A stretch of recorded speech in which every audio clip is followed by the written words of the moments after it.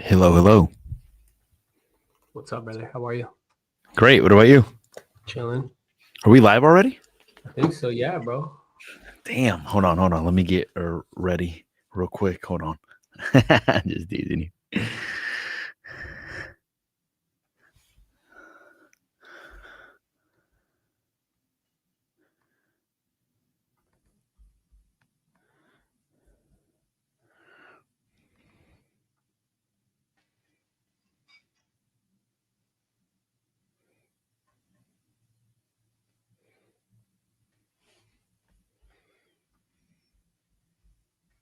You good, bro? What are we doing?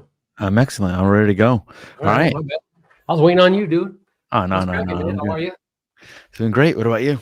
Chilling, doing it. So I think we're going to have a conversation today about pre-qualifying because I think it's increasingly becoming more of a challenge for agents. It's the lead factor. It's kind of the lead measure that leads to the lag measure.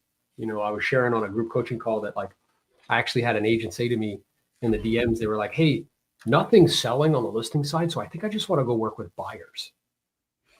I'm like, what, dude? Well, you know what you're really saying to me? I don't have the skills that are necessary in order to sell property in today's marketplace, right? And one of those fundamental skills is pre-qual, right? Because that's where everything kind of, if I don't do that right, it ends up, creating a bigger problem as time progresses because you end up with your inventory swelling and nothing moving, right? And motivation fixes price. They're not going to be willing to make adjustments, things of that nature. So, and I'm sure you're seeing that, on a day-to-day basis. Yes. Oh, yeah. 100%. Yeah. Well, it's funny. Somebody a long time ago asked me, they're like, well, right now, I mean, you're having a great year because obviously whoever controls the listings and everything's selling. He's like, when the market shifts, are you just going to shift to buyers at that point? And what I said to them, I was like, look, regardless of what the marketplace is doing, all the leverage is still on the listing side. And it's just going to require a different skill set, a different conversation that you need to have in order to be able to move your properties. And one of those skill sets is qualifying the leads to make sure that there's enough motivation. So what I was thinking about doing, Novello, I think we're able to share. I wanted to put the puzzle up there. I know we refer to it in different ways, Sure. but I think visually it helps people understand what they're qualifying for, basically. And we could call it whatever we call it. We could call it clearing the rooms or whatever. But I think visually, as we're guiding people as to how to qualify, I think visually it'll help them to be able to see that. Would it be okay if I do that? Yes. Hey, I'll allow it. I'm basically asking for your permission, bro. I know that's what's happening. Yeah, very, very politely. Yeah, go ahead, bro. Do your thing. All right, hold on one second. Okay, let me see if I can. Let me see. We've actually never shared something on here. Can you see this or no? I have to add it to the stage. Hold on. Okay, so there it is. Now they can see it. Okay, cool. Okay. Yeah, so this is basically the things that you're going to be qualifying or this is the different rooms that you're going to be qualifying for. All right, it pops up. Good. Okay, good. So if you can see, one of the things that you're gonna be qualifying for or clearing the room is motivation. The other thing is timing. You're basically clearing the room or asking for timing. Pricing, loan information, not loan balance. I used to just think it was loan balance, but now I refer to it as loan information. Then there's, hey, what type of sale? Then there's creative solutions, which I basically, they're saying expand something. Let me see, slideshow, presenter's view, maybe. No, that's not it. Uh-oh. I think I just did it. Go here, go back. I think I expanded it. Yeah, yeah, yeah. They can see it better now for sure. Okay, cool. Okay. And I think as you go through this though, Jose, like, because I heard you say like, yeah, clear the room motivation, but I want to make sure everybody understands what that means. So, And that's what I was hoping that we'd go over. So, yeah. what I've realized is that whenever you're qualifying, there's 9 things that you can qualify on: motivation, timing, pricing, loan information, what type of sale, any creative solutions, what's the condition, who are the decision makers, and are you in competition with other agents? If you're able to figure out these things, it'll make it so that you're better prepared when you go on that appointment, and your chances of being able to convert that appointment increase tremendously. Now, Mhm. whenever people come to either me or Aaron and they come to us with like not knowing what direction to take the lead in, or not knowing what to do with that lead, it usually means that they're missing a couple of pieces of this puzzle, or they haven't cleared a room completely, which means that they're missing information on one of these items. And if you're missing information on one of these items, that's where a lot of people are like, okay, like, is this a good lead? Is this a bad lead? How do I handle this lead? So, what Aaron and I will be doing today is we'll be helping you, okay, how to clear the room on each one of the items, meaning what are the key questions to ask around motivation, timing, pricing, loan information, type of balance, and then we'll connect them, because if you look at the puzzle, they're all connected to each other, meaning like they all intercorrelate, like meaning like the pricing connects with the condition. The pricing connects with their motivation. The pricing connects with the timing as well too. So a lot of these things are interconnected with each other. But once you put it together, if you look at the background of this, you're able to see the full picture. If you take out any of these pieces, you can't see the full picture. Yeah, I agree with that. So this idea, and we can go through it systematically, of clearing the room. What we mean by that is it comes from an analogy that I got from Heath, who was in the SWAT team.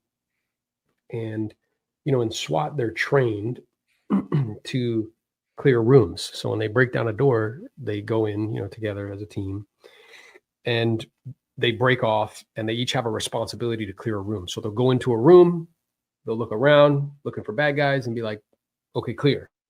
And then they'll go to the next room, so on and so forth. And that's the analogy that we're working with when we say clear the room. What we mean is we want to know, we want to ask surgical questions around motivation. So where we're crystal clear on what their motivation is, and then we move on right to the next room and so on and so forth. Now, just so people understand, I usually clear the room or collect the information from left to right. So I usually start off with the motivation, then I go into the timing, then I go into the pricing, then I go into the loan balance. The only time I kind of don't follow that structure are in a couple different scenarios. One, they're talking to me about the condition, and obviously, like, I I go from left to right a lot of the times. I'm gonna go with the flow of that conversation. So I'm not gonna stop them telling me about the condition. I'm just Yeah. gonna finish off that conversation because they're already talking about it. And Yeah. sometimes it's easier to ride the wave than to go against the current, and it makes the conversation. It's almost like if Aaron's talking to me about like something and I interrupt them, and like, hey, let's not talk about that. Let's talk about this, and I just keep interrupting them, it actually disrupts the flow. So that's one of the instances where I won't go with motivation, timing, pricing when they're talking about something already. Or if they've already given me that information, I like if they've already given me the timing and I'm pretty clear on that, I may just go from motivation to pricing at that Yeah. point, basically. And because you know this mental framework so well, if they start talking to you about condition in your mind, you're like, okay, I'm in the bottom left-hand quadrant. We'll talk about it. I'll clear that room, but then I'll go back up to motivation and I'll go back out. I'll go yeah, back up to motivation, basically. And what I notice is a lot of people, when they start qualifying, if somebody's talking about the condition, they'll want to go up to the motivation when it's like, hey, this is one of the pieces or this is one of the rooms that you're going to have to clear. So since you're going to have to clear it, let's just talk about it right now. And it makes the conversation even a little bit more pleasant as well, too. yeah. Now, in some cases, this is the second instance where I will jump around. Let's say I'm digging for the motivation and I'm noticing a little bit of pushback. I can continue pushing on the motivation, or I can move on to the timing, knowing that there's a couple of pieces on the motivation that I need to collect still, but to remove some pressure from that conversation, or if I notice that it's getting a little tense, I may move on knowing that I left that door still a little bit open and I still need to go back and close it Yeah. fully. So here's what's really interesting about what we're doing right now, Jose. So I was on a call with Mondo, who's the AI specialist that's coming to the Do More Deal Summit. You can see if you haven't gotten your tickets, it's on your screen. Use the QR code. He's coming, and what we're going to be demonstrating to agents is going to be wild, mind blowing. But essentially, what you're doing, you have this app running in your mind. So when you talk to somebody, whether it's outbound or inbound, this app pops up. And then you're like, okay, cool. Like I'm going to move through, from left to right, and I'm going to ask all these questions, and that's going to give me all this data. And then there's like this other app that pops up. And the other app that pops up is based on that data, which solution would serve them best. What's so cool about this, because we're programming AI, we're building a product for agents. And in order to do that, though, we have to essentially teach it the apps that are in our mind. So when that inbound, call comes in, like let's say you have an AI assistant, and this is a little bit of digression, but it's not. It's in the same vein. And the AI assistant will pick up the phone and be like, hey, this is Susie from the Morales Group. How can I help you? And they're like, hey, my name's Tim. Hey, Tim, how are you? Doing great. How can we serve you today? And it's like, or if we get disconnected, what's a good number for me to call you back? They're like, it's this. Okay, good. How can we help? Well, I'm interested in talking to Jose about putting my home on the market for sale. Okay, great. Sounds like you want to speak to our sales department. Let me transfer you real quick. And they'll transfer him, and another AI will answer. Hey, this is like John from Jose's team. It sounds like Susie let me know that you wanted to put your home on the market for sale. Is that correct? Yeah, that's right. Great. Well, I just have a couple of questions to ask you just to make sure that Jose is fully prepared and can provide you with the most accurate information, be the best assistance, and he'll be brief because I know your time is valuable, and essentially run this app. Yes? Mm-hmm. But you have to go through and tediously tell the AI, kind of teach it how to run this app, right? And all these different scenarios that you're saying and all this other stuff, right? So that's just fascinating to me. It jumped out at me as we were having this conversation. Like, that's really what's going on. You're running this app in your mind when people would reach out. And because you know it so well, you can bounce around it. Like if they're pushing back on motivation, you're like, okay, cool. I know I'm going to come back to it though. Great. We're going to go to timing. And then I ask some questions around timing and then try to circle back, right? And then if they're still a little resistant, okay, cool. And we'll talk about price, whatever, I could circle back. Or if they want to talk about price first, we can go back to motivation. So for all of you guys that are watching this, you need to have this kind of dialed in. You need to understand it. You need to understand mentally. Like if you close your eyes, like understanding the puzzle, understanding this concept of clearing the room by room. So when people reach out, you can do it every single time without exception, because it's what determines in a marketplace where, 70, 80% of people have interest rates less than 6%. It's what, and when transaction volume drops by 40, 50%, and, the absorption rate is really low. Turnover is the lowest it's been in 30 years since mid 1990s. 27 out of every 1,000 homes are selling. If you don't get really good at this, then what ends up happening is you'll work with unmotivated, unqualified people. Your inventory will swell and stuff won't sell. Like that's what will happen. So I think it would be helpful, like just to give some, we can't go through like everything in full detail because we don't have enough time, but maybe like 1 or 2 or 3 questions for each piece of the puzzle. Yep. Right. And then what pops up for me too, Novello, is like when you go to the doctor is asking you different questions. And then based on those questions, they're able to diagnose what the right solution is as well too for you. This is all this is. Like, so if you ask questions around these things, the next thing that I think about is like a equals mark, and then they're like, okay, most probable going to be a listing. Most probable is going to be a cash offer. Most probable is going to be a creative finance. Most probable is going to be um a novation or whatever it may be. But based on this, now it's like, okay, what avatar is likely? It's funny because um yeah, I thought about like a example with ChatGPT since we're talking about a little bit about AI. I heard this story at Collective Genius where there was a gentleman who went to our friend Phil Green and was telling him like that he wasn't feeling good, that he was having certain symptoms. Phil typed in all of the symptoms into ChatGPT, and ChatGPT almost like diagnosed him, bro, and told him you need to go see this type of doctor and um get this type of exam.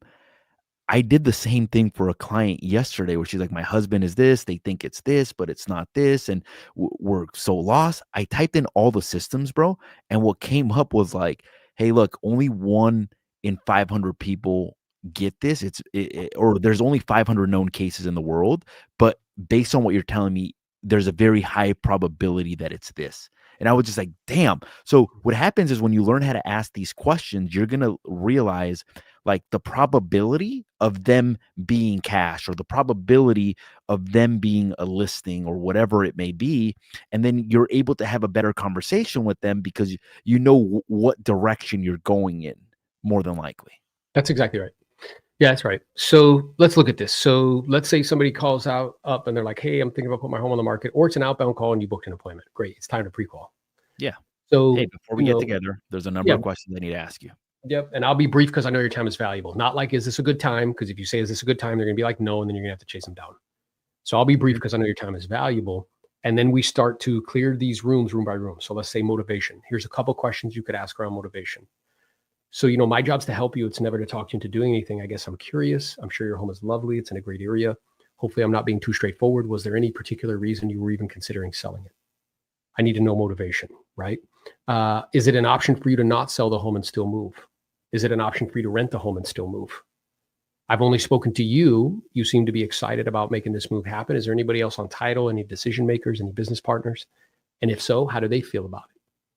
So those are examples of questions that you can ask around motivation, right? And if you ask them, then you're clear and you don't want to move on from it unless you're getting like fierce pushback until you are crystal clear on why they're selling. It always is wild to me, Jose. Like we'll be on calls and people come to us with like these situations. I'm like, okay, well, what's the motivation? And they're like, I don't know. I don't know. Or it's this. I'm like, okay, is it an option for them to not sell and still move? They're like, I don't know. Is it an option for them to rent a home and still move? They're like, I don't know. Well, I think the other thing, and this is where people get it wrong, whenever I was being trained, I was told to follow the script verbatim. And what the question was, when you sell it, where are you moving to next? But the problem with that versus this puzzle or this clearing the room idea is all that question really is you're asking for the motivation. So what happens if it's a rental? If it's a rental, are you going to say, hey, when you sell it, where are you moving to next? No. You're going to say something along the lines like, hey, look, after you sell it, is the plan to reinvest the money into another property, or are you simply looking to cash out? If it's a divorce, you're going to ask some questions around the divorce as well, too. Hey, how are you guys? Has the judge ordered for the sale of the property to be sold? What does the court order say as to how you guys are determining the real estate agent? Is your other spouse on the same page about selling the property? Buyout options. If it's a probate, it's going to be different questions. But when you sell it, where are you moving to next? All that question is really asking when you're looking at it is the motivation. That's right. Now, there's even more advanced questions on how to ask the motivation. Like, so for example, if you ask for the motivation and they're like, hey, really, that's not important in some cases. So, like, in some cases, you might get a little pushback. Like, hey, Aaron, when you sell it, where are you moving to next? I don't think it matters. Okay, not a problem. Just out of curiosity, like, if you do sell it, is the plan to kind of stay here locally, or are you thinking about moving out of the area? No, we're going to be moving out of the area. Good for you, man. Congratulations. Like, when you say out of the area, are we talking about, like, outside of Ventura County or outside of California? No, outside of California. Oh my god, I got so many clients that are moving out of California right now. If it's not too personal, you mind me asking, like, which states are you considering? Oh, I'm considering Texas and Arizona. Oh my god, that seems to be the most popular states right now for Californians. If it's not too personal, you mind me asking, like, what is important about moving out to either Arizona or even Texas? Well, I got family out there. Okay, great. Is it an option for you maybe not to sell the property and still make the move out there? Is it an option for you maybe to rent it out and still make the move? So those are all different ways around asking for motivation. And you want to get surgical around that. So Yep. then we move on to timing. Yeah, and then in timing, some questions Wait, that wait, you could sorry, one more thing. If it's a cash lead, you can ask it this way. So if it's a cash lead, you could say, "Hey, look, assuming you like my cash offer, is my offer going to be contingent upon you purchasing anything else? Or is it not contingent and you've already got that part taken care of?" No, we're not contingent upon purchasing anything else. That's right. Great. But those are different. Good. Now, timing. Yeah. So, and then we progress the timing. So, timing would sound something like, ideally, in terms of what you want, because that's what's most important. How soon would you like for me to have your home on the market for sale? Right. If I was able to help you sell this home in the next 30, 45, 60 days, would that create a problem for you or would that be okay? Right.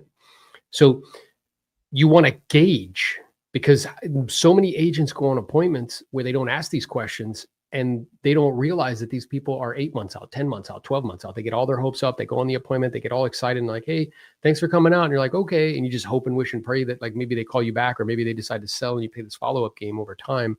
And the chances of you listing that property are very, very small. Yeah. And if you want to do like a low pressure, like timing question, hey, just out of curiosity, like what's an ideal time frame for you to sell this property? Is it like a Mhm. month? Is it 6 months? Is it 5 years? Is it 10 years? Is it 100 years? Mhm. That's a very low pressure way of asking for timing, and it also, like, is kind of funny, like, 100 years? "Ha ha, Jose, no, it's not 100 years. Nah, we're thinking, like, in the next 2 months." Or you can even say, "Hey, look, just out of curiosity, is there an ideal time frame for you to sell this property, or just the sooner the better?" Yeah. And when they say And like, at that oh, point, you're like guiding them. Yeah, that's right. You're guiding them. And then if they say like, well, we're thinking like 2 months. Okay. And then just so I'm clear, were you thinking of being on the market in 2 months? getting Or were you clarification. thinking about being done and complete, sold and closed, escrow done, and you have a check in your hand in 2 months? Like Now which would be your preference? Now, if they say something like, "Hey, look, we're thinking about being sold in 6 months," and they're like, or, "We're wanting to be on the market in 6 months," this is kinda where you can kinda sprinkle in a little bit of coming soon campaign to see if that's something that they would consider now prior to them putting on the home on the market in 6 months. So you're That's almost like sprinkling this idea to be like, "Hey, look, this is a benefit to you. Is this something that you would consider?" I've already signed up 2 listings for January, yeah. like, that are Yeah. that aren't coming on the market till January. That's right. So either you could definitely do the pre-listing thing. That's one strategy you can utilize. And then there's another one where you could say something like, well, let's say that we knew that through no fault of your own or mine, that if you made a decision to wait, it could end up affecting ultimately how much you end up getting, just due to market dynamics and supply and demand in the fourth quarter. Do you think you'd be more inclined to wait or would you be open to moving your timeline up and then be Yeah. quiet? Right. So you see like within I think people just imagine it's like, you ask some of those timing questions, that's it. No, like it's getting surgical. So you're crystal clear on what this situation is. And Right. and he and here's the problem with most people, Novella. Most people only know how to ask one question around timing, Yeah. and that one question is, "How soon are you looking to sell this property?" That's And right. that's it. They don't dig any deeper. They basically do it. So for a lot of our elite builders, on some of these topics, we actually have PDFs for you guys, where Mhm. on the motivation, it's like a 12-page document. It sounds crazy, on all the different ways that you can ask for motivation, timing, pricing, loan balance, type of sale, and then we're working on creative finance condition, which is a combination of everything that Aaron and I teach basically for our elite builders. That's right. And that's why they're doing more deals in a difficult marketplace and making more money. So now we can pivot Wait, to go ahead. now let's say it's for cash. hey, assuming like let's say you like my cash offer and let's say I wanted to close escrow in like 10 days. Is that something that would be doable for you or is there an ideal time frame that would work out for you? No, we would need a minimum of 60 days. No, that 14-day timeline would work or no that I would actually want something sooner. That starts telling you a lot. Then we That's move right. on to pricing. That's exactly right. And then we move on to pricing. So, and pricing, you want to be intentional and purposeful about how you ask it. We were both trained to ask it in a way that was very like abrasive, like, what price won't you go below? And people are automatically going to get defensive. So instead, you could say something like, my intention, of course, is to help you to maximize value and get top dollar. You strike me to be someone who's pretty savvy. I'm sure you've gone online, seen some of these sites that give estimates of value. So I'm curious, did you guys have an idea at all of realistically what you were thinking in terms of price? And then be quiet. And they're usually going to say like one of two things. They're either going to tell you we were thinking X, or they might be like, well, we're waiting to hear what you want to say. Now, most agents, to Jose's point, they're like, okay, and they move on. No, no, no. We're just going to ask it in a different way. You'd be like, yeah, my intention in asking, just so you know, it's certainly not to be nosy in any way. It's really just to gauge your expectation. It's definitely not going to influence what the marketplace is showing us as reasonable and realistic. Sometimes, I'm not suggesting this is true for you, but just in general, homeowners' expectations aren't in alignment with current market conditions. So I'm just, trying to gauge to see where you're at with that. And I'm looking here at one of these sites to give estimates of value, and it's telling me somewhere around 750. Is that in alignment with what you were thinking? And then be quiet. And you're either going to say, no way, that's way too low. And you're like, okay. And then you can follow up. Okay. So then, were you thinking like 850? And so I'm pulling out the information, even though they initially kind of push back, or they're going to be like, yeah, that's somewhere around there. Okay, cool. So you're just circling back and asking it in a different way. And then the other thing that you want to pay attention to on pricing is in certain scenarios, you're going to ask it a different way. So, like, for example, let's say that it was an expired. You may ask it in a way where, like, hey, look, when you were on the market, did you have anybody make you any offers in writing? Yeah, I had an offer at 750. Okay, if you don't mind me asking, how did you respond back? Well, we countered back at 725. Okay, if you had that offer all over again, would you respond in the same manner? No, Mhm. I should have taken the offer at 700. Okay, great. That paints a picture now of what they're willing to take. That's right. So it's like it's in different situations. So, for example, if it's a probate and they're like, "Well, we had an appraisal done on the property." If they're telling you they had an appraisal, guys, like, you would wanna ask, like, "Okay, if it's not too personal, you mind me asking what that appraisal came in at?" "Well, that appraisal came in at 800,000." "Okay, and what are your thoughts on that number?" "Well, personally, I actually think it's too high. I think Hmm. that they're too high on the price." "Okay, if it's not too personal, you mind me asking, like, obviously you think it's too high. What do you think would be a more realistic number?" Where I'm thinking like 750. If it's if they're like, "Well, we had a lowball offer." And this Wednesday, somebody said, "Hey, we had a lowball offer on the property." And they just skipped right over that. Like, didn't even acknowledge it. Yeah. So, if somebody says, "Hey, I had a lowball offer." Hey, if it's not too personal, like, you mind me asking, like, when you say lowball, like, what did that come in at? Well, it came in at 500. Okay. And in your eyes, what would be a more realistic offer? Where in my eyes, it would be like 600. Okay, great. Now it starts to give you an idea. You could ask it a different way. You could even ask it like, "Hey, look, when I see you, how much do you want to list the home for?" Now, in some cases, you could even frame it in this way. So sometimes people aren't going to want to share this with you because they think that if they share this with you, that you're going to use that against them in one way or another. So I may ask it in this way to increase the probability of them giving me that answer. So I may say something along the lines um, "Hey, Aaron, this is the way that we work. We're very direct. We're very straight to the point. Obviously, like, I never want to waste anybody's time. With that being said, realistically, how much were you wanting to sell the property for?" Yep. Now, I'm pre-phrasing it like almost like, "Hey, look, this is the way that we are. We're very direct. We're very straightforward. We don't hold back on anything." Like, and a lot of times we expect for our consumers to be the same way. With that being said, how much were you looking to sell the property for? And it's almost like they're like, they don't want to be not direct. They don't want to be not straightforward. So there's like this internal conflict going on at that time, but you'll notice that when you pre-phrase it in that manner, and then if they give you pushback, well, we want to hear what you have to say. Well, look, here's the reason I'm asking. Like, once again, we're very direct, we're very straight to the point. Like, we've had situations where somebody tells us, hey, we don't want to share this with you. We show up to the house and they're like, we want $10 million for the property. And honestly, like, I could be more direct over the phone and tell you straight up, like, hey, look, we're not going to be anywhere near that. With that being said, Novello, I'm not looking for an exact number. Could you at least give me a range of what your expectations are? That's right. Well, we're looking somewhere around 1.3. Fantastic. Thank you so much. That's right. And it's having the courage though to push back that The way. pushback. This is one of those, a lot of times when people are like, "Hey, is this a cash lead or is this a listing?" I'm like, "How much do they want for price?" They're like, "I don't know. They told me that they want to hear my offer." I'm just like, "No, you when they told you that, you didn't push back. And because you're missing that piece of the puzzle, that's a really big piece. You have no idea how to take you have no idea what it's going to be." Agreed. So then we move on, not loan balance. On here it says loan balance. Now I've realized it's actually loan information. And inside the loan information is a loan balance. But there's Yeah, other things that you may want to know about the loan. and there's two ways to go about this. So I'll approach the retail, and then you can handle kind of like on the creative side, other things you want to know about the loan. But on the retail side, you'd say something like, "Hey, I'm going to be preparing for you a net sheet so I can show you dollars and cents what the proceeds would be.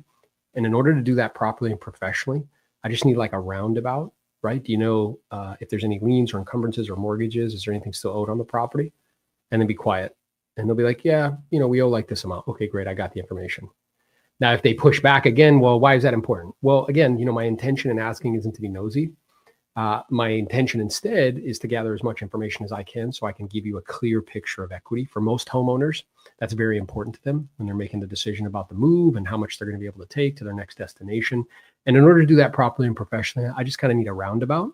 So you do know roughly how much is still owed on the property. Again, a willingness to push back, right? Where most agents are just like, okay, and they leave it alone.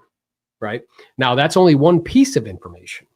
So share with them what other types of information they could gather as far as a loan is concerned. So the way we were taught is just like, hey, how much do you owe on the property? And people would get defensive when you would ask it that way. So Yep. then we switched that to, hey, look, here's what I want to do next for you. What I want to do next for you is I want to prepare what I call a seller net sheet. The seller net sheet is going to let you know net bottom line, what you can expect to receive at closing after any closing cost or realtor fees. Is there still a balance on the property or is the property paid off free and clear? And a lot of times they'll be like, oh yeah, it's somewhere around 300,000. Fantastic. That's one way of asking it right there. Now, what I realized by saying loan information is that, hey, like, and you can look this up on the tax record, so you may not even need to ask it. Hey, by any chance, do you have an FHA or a VA loan? Hey, by any chance, like, would if it's not too personal, you mind me asking, like what type of interest rate do you have on the property? If you don't mind me asking, like, what is your payment? What is your principal and interest on the property? Now, this is important a lot of times. Like, even what is your mortgage payment on the home? It's important in some cases when they're selling and buying because, like, a lot of times when they're selling and buying, people don't realize that with today's rate, if they have a 2% mortgage, like I've had people like, hey, yeah, Jose, I want to sell my house. I'm like, fantastic. Congratulations. They're like, I'm like, where are you moving? So they're like, I want to buy a property. And then we get to the loan information. I'm like, hey, if you don't mind me asking, what type of interest rate do you have? 2.5. And Mm-hmm. then I'm like, okay, what's the loan balance? They're like, oh, like 600,000. And I'm like, okay, if you don't mind me asking, what's your monthly payment? And then I may take it a step deeper and say, hey, um, you know that your payment's gonna go up, right, on the new property? And they're like, "Yeah, we kinda figured." I'm like, "Do you know what it's gonna go up to?" And they're Mm-hmm. like "No." I'm like, "Okay, well, let me ask you this, what price are you gonna be purchasing at on the next one?" They're like, "Well, we wanna purchase at 1,000,000." Okay, and then are you gonna put all the proceeds from this one to the next one? They're like, "Yeah." I'm like, "How much equity do you think you have?" They're like, "Well, we think we have 500." I'm like, "You realize that your next payment's gonna be around 7,500?" They're like, "Oh, no. Yeah, that would never work for us." I'm like, "What would be an ideal mortgage payment?" They're like, "Well, we were thinking we're at 4, we were thinking somewhere around 6,000." I'm like, "Well, in order to be at 6,000 instead of 1,000,000, you'd have to purchase around 800,000. Would that be doable for you?" And they're like, "No, it would not be doable." Okay. And look how much time Jose saved by being Instead of surgical with instead of going questions, out bro. there. Instead of go seeing them, talking about it, going to show them all that stuff, and then coming to that conclusion later on. Yeah, and then at that point, now I'm like, okay, like I can pitch a different solution. I'm like, "Well, look, have you ever heard of an assumable loan?" Like, "No, what is that?" Well, an assumable loan is where you can take over somebody's mortgage payment as long as you come up with the difference. I'm like, they don't come up very often, and you're somewhat restricted as to what types of properties you can buy. But if you're serious about making this move, that might be an option for you. Is that something that you would be open to? Well, we'd like to know how it works. Okay, great. So let's cancel our meeting for now. Let me send you a video as to how it works. And then you tell me if it's something that you would entertain, basically. Like, oh my God, I didn't know that. Now I'm like, okay, there's an additional option, but I'm saving a lot of time by asking questions about the loan information. Not only that, but like I went on an appointment where the guy owes 790 on the property and the property's worth like 820, which means if he sells, he ain't making any money. Mm-mm. But then when we got to the creative solution part, that's where I kind of sprinkled in, hey, would you ever allow somebody to take over your mortgage payment? Because he had a 2 point something interest rate. Hey, would you ever consider a short sale? Hey, would you ever consider, but knowing the loan information actually allows you to know whether there's something there or not. Agreed, 100%. So it's loan information, not just loan balance, and that opens up all these other conversations. And we've given you multiple ways Of of asking asking for. that, and then we And for move the on. cash, it's the same way. For cash, it's the same way. Hey, I'm going to prepare a net sheet for you. This is going to let you know net bottom line, what's going to be left in your pocket after any fees. Is there still a balance on the property, or is the property paid off free and clear? Yeah, perfect. And then we can move on. I don't know if we'll have time to go through all of them, but we'll move on. Maybe we'll do that next week. But we'll move on to the type of sale. So one of the questions that you can ask is like, hey, if you don't mind me asking, is your preference to sell this on the open market, or are you more interested in an off-market transaction? And then be quiet. And they'll tell you. They'll be like, no, I was just thinking like retail or whatever. They may ask you some questions, and then you can kind of take it from there. And to what Jose was saying too, in terms of a type of sale, it kind of bleeds into the creative financing. So it's like, let's say you ask these questions and you get the loan balance or whatever. And what he just said to that client, it's like, hey, I'm curious if there was a way that you could sell this home and allow somebody to take over your mortgage payment. Is that something you would be open to? Because that leads to the type of transaction. It's like a sub 2 transaction. So just asking these questions will bring to the surface And then what this and then probably is, right? and then even questions like, let's say it's a cash offer lead, you might be like, "Hey, like, just out of curiosity, like, what's important about selling for cash as opposed to going the traditional route and just listing it with a real estate agent?" There you go. Like, "Hey, what's important about that?" "Well, to be honest, like, I'm really sick and I don't wanna, or I have dogs, or I don't wanna cause this inconvenience," basically. Yeah. And then this is the piece of the puzzle where you would actually somewhat transition them into a listing if their pricing is more retail. Or you may ask additional questions about that. Be like, "Hey, look, like, let me ask you this, like what if you knew that in order to get your price, you'd have to put it on the open market and that the cash offer wouldn't work out? Is that something that you would be open to?" That's right. So And that there's again, and I hope everybody's seeing here as you're going down the path, because this is cumulative, right? I'm gathering all of this data. We've got all the data from the motivation piece of the puzzle, all the data from timing, all the data from pricing, all the data for loan information, all the data for the type of sale. And then what starts to happen before we even get to creative condition deal makers, decision makers, and agents, what starts to happen is I know that as we're progressing through this, I'm like 80% sure I already know what this is. and in some cases, just so you know, from the loan balance, before I get into the type of sale, I may skip to the condition.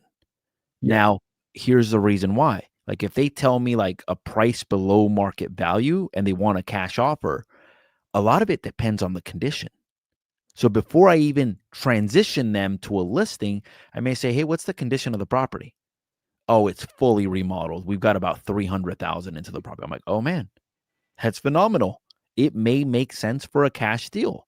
Or if they're like, "No, it's a fixer, man. You're gonna need about 300,000." Now it may not work out. And in some cases, you may not be able to transition them into a listing in that moment because you may need to do your comps first and figure out like, hey, look, is there a deal here or not? And then you may have to call them back. And after you do your homework and say, hey, look, like it doesn't look like it's going to work out on a cash basis. Like, are you open to putting it on the open market? That's right. So then you get into the creative. So I thought it was creative financing. It's not creative finance. I think, and this is the next one that we're doing, is called creative solutions. Yeah, I think that's a better way of saying it, because I think when we think financing, we think kind of Loan. loan, we think math, we think when it's no, it's just a solution to a problem. So by Creative going through, solutions. yeah, creative solution to a problem. So as we go through and we clear the room by room, and we go through the pieces of the puzzle, this picture emerges. And if it's not like a traditional retail sale, then it may require and more likely than not requires a creative solution. So then there, we have to have product knowledge of what those creative solutions are, so we can know in our mind which one with a high degree of probability would serve the client best. Yeah. Yeah. So even as it relates to I forgot about that. Okay. So the creative solution part. So the creative solution has things in there like, and this is where a little bit of investor, the type of sale that I was trying to remember, how we were taught this was just, have you ever thought about selling the property yourself? Yep. That's how we were That was taught. the only question we would ask. That was the only question. But when I looked at that, I'm like, they're not really asking like, hey, are you going for sale by owner? They're really asking just, hey, have you thought about what other options for selling the property are you exploring? Hey, what other solutions? What other solutions? Now, for the creative solutions part, this is where different things come into play. And you've got to know a little bit more. Like, so for example, how many of you guys know what a short sale is? Let me say that if you've been in the business for less than 5 years, you probably don't know what a short sale is. Or you've never facilitated one. Yeah. You've never facilitated one. But when I got into the business in 2010, there was a lot of short sales. When Aaron got into the business, there was a lot of short sales and a lot of REOs. Hey, guess what? There's some in the marketplace now. I don't know if Oh you yeah, noticed and I this. think they're going to be more prevalent as time progresses. Yeah, especially people who bought after 2022. Yep. A short sale may be a valid option. Somebody who has a reverse mortgage where they owe more than what the property is worth, a short sale may be a valid option. Now, hey, what if they don't have an assumable loan, like a VA or an FHA? A subject to might be a valid option. A assumable loan might be a valid option. A seller financing. So creative solutions includes seller financing. It includes like wraparound mortgages. It includes contracts for deeds, which is just another way of saying seller financing. But it's like, hey, a question, like let's say that they're like, hey, I want this really high price. It's like, hey, would you ever consider a creative solution? Well, what do you mean? Well, would you ever consider allowing somebody to take over your payments? Like, well, what do you mean? Hey, it sounds like you don't have any equity in the property. Would you ever consider a short sale? Well, What's that? I don't even know what it is. Well, Yeah. a short sale is where you sell the property for less than what you owe to the bank. And the bank actually allows you to do this because oftentimes they don't want to take the property back. Like, oh man, you know? So it's a good way to ask these is, would you ever consider this? Yeah, Would and you in ever order to be consider able that? to ask those questions, though, I have to know what solutions are available. 100%. So that's a separate, like, kind of app that I need to run, and separate specialized knowledge I need to acquire. So the first specialized knowledge is knowing what to say and how to say it. The second is, once you gather all this data, real in-depth knowledge of the different solutions, so that way I can, offer them. Yeah, and then the other thing, notice how creative solutions, you've already collected the motivation, you've already collected the time, you've already collected the pricing, you've already collected the loan balance. in combination with the loan balance and the pricing and in sometimes condition, you already know, hey, it's not going to work out for this. Yeah. It's so funny. I got a lead from one of my agents like, hey, dude, they owe more than what it's worth. He's never seen a short sale. I call her up. I get a hold of her. I'm like, hey, would you ever consider a short sale, bro? She's like, yeah, I would. That would actually be great. We're going to be short selling her property. Hmm. So I was able to monetize that because I knew the product knowledge. Then Yeah. for the condition, bro, it's not condition. It's property details. Yeah. It's good. And inside the property details is the condition of the home. So this is where you want to get clarification on square footage. This is where you want to get clarification on bedrooms and bathrooms. If it's a multifamily, like 2 or 3 units, hey, how many bedrooms and bathrooms is each unit? Or how are utilities set up? Does it have separate gas, electric, and water? Hey, what's the condition of the property? So this is where you would start asking questions around property details, bedrooms, bathrooms, condition of each unit, setup, detached, attached, that sort of thing. Yep. I How love many that, beds? dude. How many baths? 100%. And then we move on to decision makers. I guess we can run through it quickly. Decision makers is like, hey, I've only spoken to you. You seem to be really excited about, this sale or this move. Is there any other decision makers or anybody else on title to the property? And then be quiet. Or if you have it up in front of you, the tax is like, yeah, I've only spoken to you. It looks like, Mariela's on title to the property as well. If you don't mind me asking, I can hear in your voice that you're super excited about moving. How does she feel about it? And then, when we do connect tomorrow at 6, I make it a business practice to really meet with, all decision makers. So that way we're all there at the same time. I can share that information. I can answer any questions you both have. So if we were to connect under normal conditions, would you and Mariela be available in the evenings or the afternoons? Making sure that all decision makers are present. And then even for unique situations, like let's say it's an inherited property. I was talking to this lead yesterday. I said, hey, are you the trustee? And he goes, no, my brother and sister are. Mhm. So I'm like, dude, I'm not even talking to the right Right decision. person. My Yeah. odds of being able to convert this lead by not talking to the actual decision makers are very low. Yeah, and that's where you'd have to be like straightforward, be like, hey, listen, I appreciate the opportunity. What I'm aware of is through no fault of your own or mine, being that you're not a trustee. The trustees are the ones that have full authority to make decisions as far as the real property is concerned. So if you're open to it, the only way that I'd really be able to facilitate and help is if you'd be kind enough to share with me their contact information so I can reach out and introduce myself, and then we could take it from there. And then be quiet, because otherwise you're just wasting time. And then what you could even do, like, because sometimes people are hesitant about giving contact information, you can be strategic out of it. So you could say something like, "Hey, just out of curiosity, like, uh, what's your brother's first name? Just out of curiosity," and be like, "Oh, it's John." Okay, and John probably has the same last name as you, right? Okay, and does John live here locally or does he live out of the area? He lives in Idaho. Great. Would you be open to sharing his contact information? No, let me talk to him first. But guess what?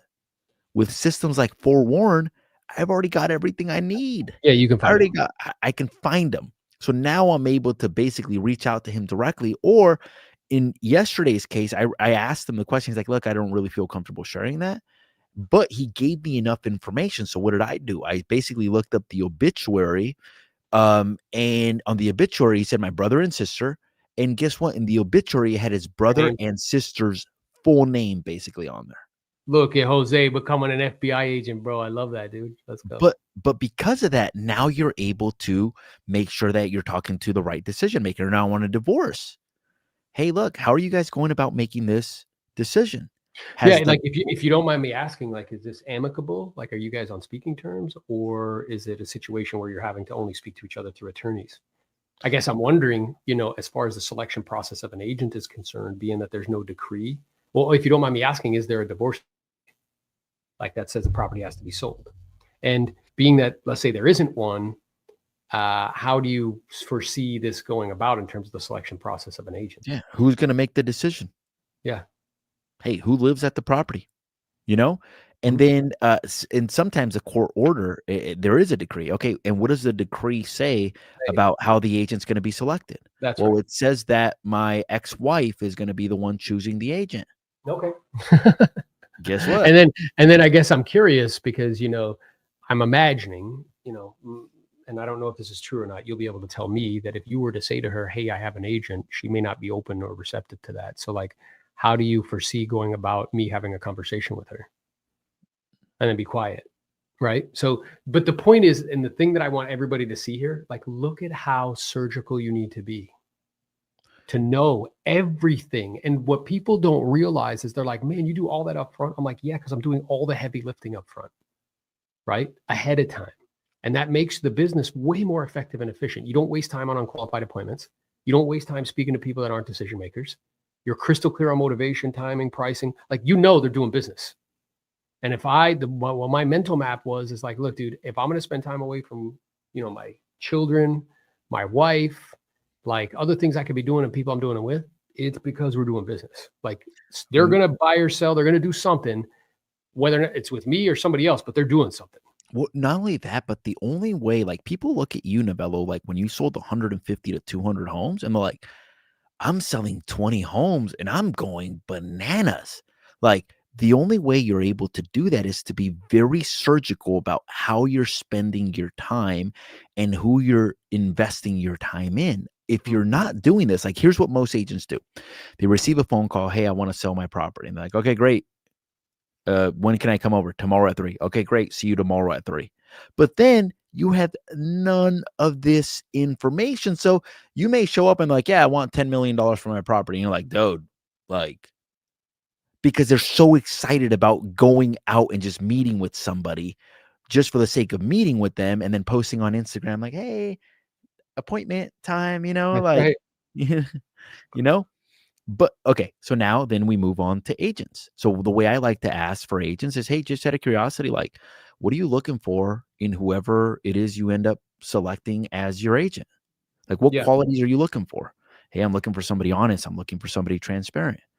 Great. And how are you going to know if somebody's honest, transparent? Hey, at this point, have you already decided that you want to just work with me, or are you going through an interview process and talking to other agents? No, Jose, you're the only guy we're talking to. No, we are talking to to other agents. Great. Do you already have those interviews set up? That's right. And if so, when are they?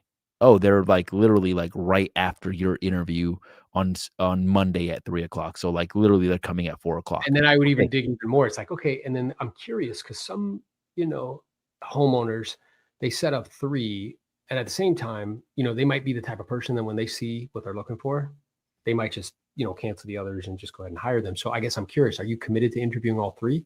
Or if you meet with somebody that you feel comfortable and confident they can get the job done, would look out for your best interest, would you save yourself, all that time and just go ahead and proceed? And then you could even say, hey, look, like you mentioned to me that you're looking for somebody honest, straightforward, transparent. Let's say that when we meet, you obviously recognize that we're honest, we're straightforward, and we're direct. But most importantly, you know that we're going to be looking out for your best interest.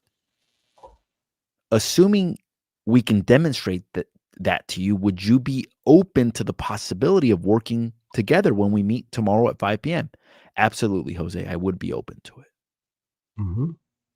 But notice how by you collecting all of this information, like, you're able to be better prepared for the appointment.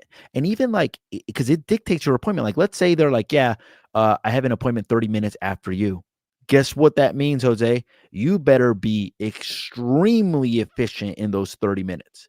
No, like, "Hey, look, like, let's chit chat for 30 minutes," you know? It's like, Yeah. "All right, I got 30 minutes. I'm gonna make the best out of this 30 minutes." Or, hey, like, in some cases, you may need to move your appointment around to whatever it may be.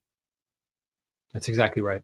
So hopefully you guys are super clear now. Somebody mentioned in the comments, like, hey, this is so helpful for me because I'm a visual person. Our intention, again, you've heard me say it once, you heard me say it a million times, because 7 times said is once heard, is that most people teach mindset because they can't teach tactics. Mindset is important. Tactics are equally, if not more important.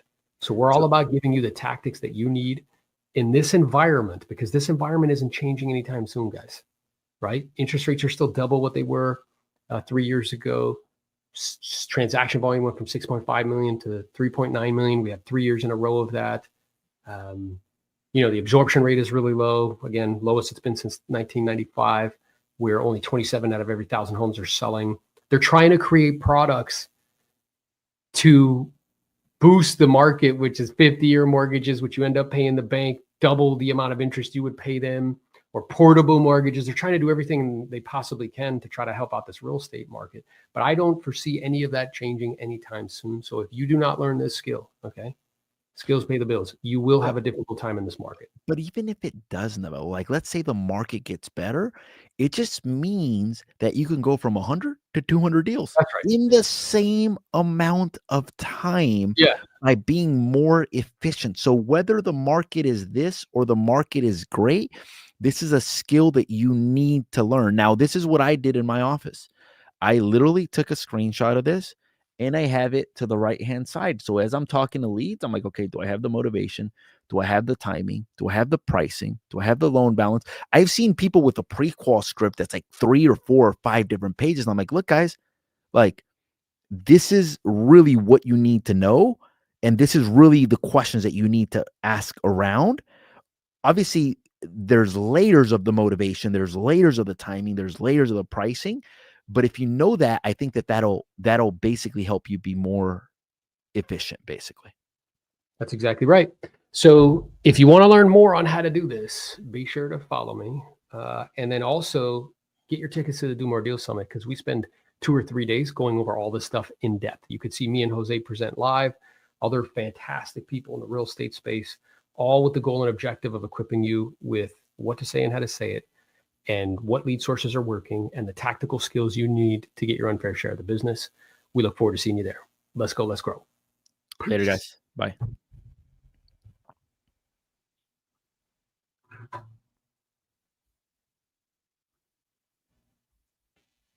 Gotta get out.